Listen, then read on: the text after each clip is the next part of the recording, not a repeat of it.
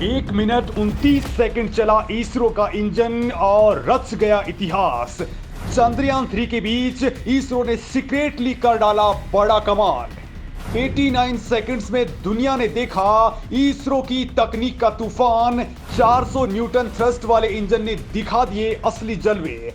दोस्तों, इसरो ने करोड़ों भारतीयों को ऐसी गुड न्यूज दे दी है कि अब अंतरिक्ष में ताबड़तोड़ मिशन का तूफान आने वाला है। अब चंद्रयान 3 जिसे आप देख रहे हैं वो फुल रफ्तार में चंद्रमा की राह पर है। तो इसरो के वैज्ञानिकों ने इसी बीच एक ऐसे इंजन का टेस्ट कर डाला है जो आने वाले वक्त में भारत को स्पेस सेक्टर का बादशाह बना देगा और ये इस मामले में बड़ा माइलस्टोन साबित होने वाला है। और दोस्तों, इसमें इसरो को सबसे बड़ी कामयाबी तब मिल चुकी है जबकि इसकी तकनीक भी स्वदेशी है और इस तकनीक पर पूरी तरह से भारत का कंट्रोल है। मतलब दोस्तों, एक तरफ चंद्रयान 3 तो दूसरी और ये मिशन नासा से लेकर के चीन को भी हैरान परेशान कर रहा है, क्योंकि चंद्रयान 3 के ठीक बाद दोस्तों 26 जुलाई को ही इसरो एक बड़ा सैटेलाइट मिशन लॉन्च करने वाला है और उसके बाद गगनयान का एक ऐसा टेस्ट होने वाला है जो अंतरिक्ष में भारत को सुपर पावर की ओर बढ़ा देगा। और दोस्तों, इसके भी पूरी तरह से कामयाब होने की गारंटी इसरो को मिल चुकी है, क्योंकि इसरो ने कुछ ऐसी तकनीक डेवलप कर डाली है जो आपको भी गर्व करने के लिए मजबूर कर देगी। दोस्तों, मैं ये बात आपको बताने वाला हूं, लेकिन सबसे पहले उस नए इंजन के बारे में आपको बता देता हूं जिसे स्पेस का गेम चेंजर कहा जा रहा है। तो दोस्तों, ये है वो इंजन जो भारत के सबसे बड़े ड्रीम प्रोजेक्ट गगनयान को अगले साल अंतरिक्ष में लेकर के जाएगा। और इसरो वैज्ञानिकों ने गगनयान के propulsion सिस्टम का सबसे बड़ा हॉट टेस्ट पूरा कर लिया है, यानी उसके propulsion सिस्टम को कुछ देर के लिए चला करके देख लिया है कि वो सही तरीके से काम कर रहा है या फिर नहीं, और इसमें कितनी एनर्जी प्रोड्यूस हो रही है। दोस्तों, ये कितना सेफ है और इसके अंदर ऐसी कौन सी ताकत है जो इसरो के काम आ सकती है, तमाम चीजें देख ली गई हैं। और बड़ी बात तो यह है दोस्तों कि ये इंजन 100% खरा उतरा है। ये बात आपको जितनी आसान सी लग रही है ये उतना ही क्रिटिकल है, क्योंकि गगनयान का ये सर्विस मॉड्यूल प्रोपल्शन सिस्टम ही यानी एसएमपीएस ही सबसे असली खेल करने वाला है। ये सिस्टम ही ऑर्बिटल मॉड्यूल यानी कि गगनयान के कैप्सूल को ऑर्बिट में लेकर के जाएगा। ये सिस्टम ही गगनयान को धरती के चारों तरफ चक्कर लगाने में मदद करेगा, उसकी दिशा को कंट्रोल करने में मदद करेगा, साथ ही ऑर्बिट के अंदर चक्कर लगाते समय यान को अच्छे तरीके से कंट्रोलिंग में मदद देगा। साथ ही दोस्तों, जब डी बूस्टिंग करनी होगी यानी कि रफ्तार को कम करना होगा, तब भी यही काम आने वाला है। और दोस्तों, अगर कोई बड़ी दिक्कत आ भी जाती है तो भारत के एस्ट्रोनॉट्स को बचाने में यह सिस्टम सबसे बड़ी मदद करने वाला है, यानी आप इसका अंदाजा लगा सकते हैं। और दोस्तों, इसरो ने इसको लेकर के सबसे बड़ी कामयाबी गेन कर ली है। इसरो के वैज्ञानिकों ने इसे 1 मिनट और 29 सेकंड के लिए फायर किया, जिसमें इसकी 5 लिक्विड एपोजीमीटर 440 न्यूटन का थ्रस्ट पैदा करने में कामयाब रही, तो वहीं 16 रिएक्शन कंट्रोल सिस्टम थ्रस्टर्स भी 100 न्यूटन प्रोड्यूस करने में कामयाब रहे। दोस्तों, 440 न्यूटन की ताकत के साथ ही ये प्रोपल्शन सिस्टम गगनयान कैप्सूल को ऊपर की तरफ लेकर के जाएगा, तो वहीं reaction control system thrusters Gaganyaan के कैप्सूल को सही डायरेक्शन में ऊंचाई प्रदान करने में मदद करेंगे। वैसे दोस्तों, केवल इतना ही नहीं बल्कि इसरो ने इस सर्विस मॉड्यूल प्रोपल्शन सिस्टम के tank fish system, helium pressurisation system, flight qualified thrusters और कंट्रोल कंपोनेंट्स को भी परख लिया है, जिसके लिए एक बार 240 सेकंड तक इंजन को फायर किया गया और दूसरी बार 2750 सेकंड के लिए इसे फायर किया गया। मतलब दोस्तों, एक और जहां चंद्रयान 3 को लेकर के इसरो टीम लगी हुई है, तो वहीं दूसरी ओर गगनयान की टीम भी दिन रात एक करने में लगी हुई है और इसमें पहली बड़ी कामयाबी मिल चुकी है। दोस्तों, इससे पहले भारत ने विकास इंजन को भी पूरी तरह से कामयाबी से डेवलप कर लिया है। इसरो ने गगनयान अंतरिक्ष मिशन के लिए L110 स्टेज के लिए ह्यूमन रेटेड विकास इंजन डेवलप किया है। विकास इंजन एक लिक्विड प्रोपेलेंट इंजन है जिसको इसरो ने खुद बनाया है।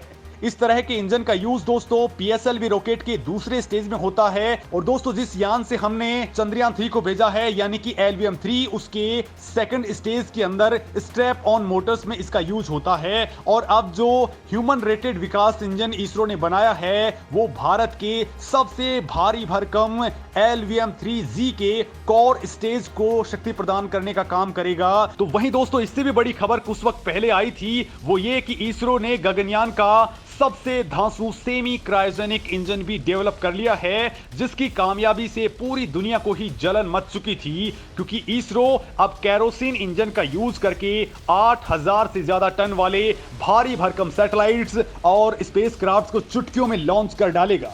दोस्तों चंद्रयान 3 को जिस भारी भरकम रॉकेट LVM-3 से रवाना किया गया, उसके बाद दोस्तों इसरो ने ऐसे सेमी क्रायोजेनिक इंजन को बना डाला है जिसमें फ्यूल के तौर पर केरोसिन का इस्तेमाल किया जाएगा। दोस्तों इसे आप केवल इतना समझ सकते हैं कि आज की डेट में क्रायोजेनिक इंजन रॉकेट्स में सबसे ज्यादा यूज होते हैं और ये सबसे ज्यादा क्रिटिकल होते हैं। इसे केवल अमेरिका, रूस, भारत, चीन और जापान ही बना पाए हैं।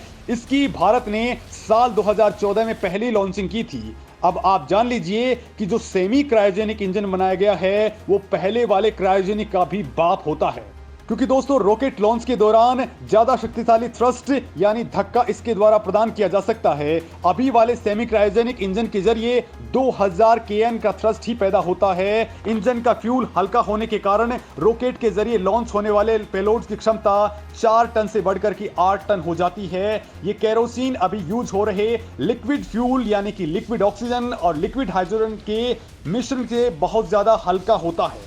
लिक्विड ऑक्सीजन और हाइड्रोजन के फ्यूल को 0 से नीचे यानी -253 डिग्री तापमान पर रखना पड़ता है, लेकिन केरोसिन को सामान्य तापमान पर भी स्टोर किया जा सकता है। और दोस्तों इसरो ने अभी चांद के लिए जो गगनयान 3 मिशन भेजा है उसका वजन है 3900 किलोग्राम यानी कि 4 टन के आसपास। लेकिन दोस्तों अब इसरो मंगल ग्रह के लिए मंगलयान 2, सूरज के लिए आदित्य L1, शुक्र ग्रह के लिए शुक्रयान और अंतरिक्ष में सबसे बड़े मिशन यानी गगनयान के लिए जो रॉकेट लॉन्च करने वाला है वो 8 टन तक का भार लेकर के जा सकेगा। और इसमें ये सेमी क्रायोजेनिक इंजन वाला रॉकेट ही यूज होने वाला है। इस सेमी क्रायोजेनिक इंजन के प्रोजेक्ट पर इसरो साल 2008 से लगा हुआ था, लेकिन अब इसमें बड़ी कामयाबी मिल चुकी है। अब ये तकनीक भी स्वदेशी है और बड़ी बात तो ये है कि इसका थ्रस्ट भी बहुत ज्यादा शानदार है। इससे पहले दोस्तों इसरो ने CE-20 क्रायोजेनिक इंजन बनाया था। CE-20 क्रायोजेनिक इंजन को भारत के सबसे पावरफुल LVM-3 रॉकेट के लिए बनाया गया है, जिसे अभी चांद के लिए रवाना किया गया है। दोस्तों ये इंजन 22 टन तक का थ्रस्ट पैदा करता है। 22 टन थ्रस्ट का मतलब होता है दोस्तों कि ये इंजन रॉकेट के वजन समेत 22 टन यानी कि करीब 22,000 किलोग्राम को लिफ्ट कर सकता है। अब दोस्तों आप सोच रहे होंगे कि आखिर ये क्रायोजेनिक इंजन क्या बला है। तो दोस्तों आमतौर पर सैटेलाइट को लॉन्च करते वक्त रॉकेट के 3 स्टेज होते हैं। पहले स्टेज में दोस्तों इंजन में सॉलिड रॉकेट बूस्टर्स का इस्तेमाल होता है। इसमें इंजन में सॉलिड फ्यूल भरा जाता है। इस स्टेज के बाद जब सॉलिड फ्यूल जल करके रॉकेट को आगे बढ़ाता है तो ये हिस्सा रॉकेट के अलग होकर के गिर जाता है। दूसरे स्टेज में लिक्विड फ्यूल का इस्तेमाल किया जाता है। लिक्विड फ्यूल के जलने यानी कि दूसरी स्टेज पूरी होने पर यह हिस्सा भी रॉकेट से अलग हो जाता है। इसके बाद आती है तीसरी स्टेज जिसमें क्रायोजेनिक इंजन होता है जो स्पेस में काम करता है। दोस्तों क्रायो का मतलब होता है बेहद कम तापमान, यानी कि ऐसा इंजन जो बेहद कम तापमान पर काम कर सके उसे क्रायोजेनिक इंजन कहा जाता है। और इस क्रायोजेनिक इंजन में फ्यूल के रूप में लिक्विड ऑक्सीजन और लिक्विड हाइड्रोजन का यूज होता है। मतलब दोस्तों अब भारत का रॉकेट बहुत ज्यादा पावरफुल बन चुका है और अब अंतरिक्ष में भारत के एस्ट्रोनॉट्स को भेजने वाले मिशन की अग्नि परीक्षा होने वाली है, जिससे इसरो के वैज्ञानिकों की धड़कनें भी बढ़ी हुई हैं। अगले महीने दोस्तों इसरो अपने पहले ह्यूमन स्पेस फ्लाइट प्रोग्राम यानी कि गगनयान का पैड एबोर्ट टेस्ट करने वाला है। अगर ये मिशन सक्सेस होता है तो भारत ये तकनीक गेन करने वाला दुनिया का चौथा देश बन जाएगा। दोस्तों ये टेस्ट इतना खास है कि पीएम मोदी की टीम भी लगातार इसकी मॉनिटरिंग कर रही है। यानी दोस्तों चंद्रयान ही नहीं बल्कि इसके बाद इसरो अब लगातार नए नए मिशन लॉन्च करने वाला है और इसने पूरी दुनिया की नींद भी उड़ा रखी है कि आखिर इसरो के पास में अचानक से इतनी ताकत कहां से आ गई है। दोस्तों आपको क्या लगता है इस मामले में, कमेंट करके जरूर बताएं।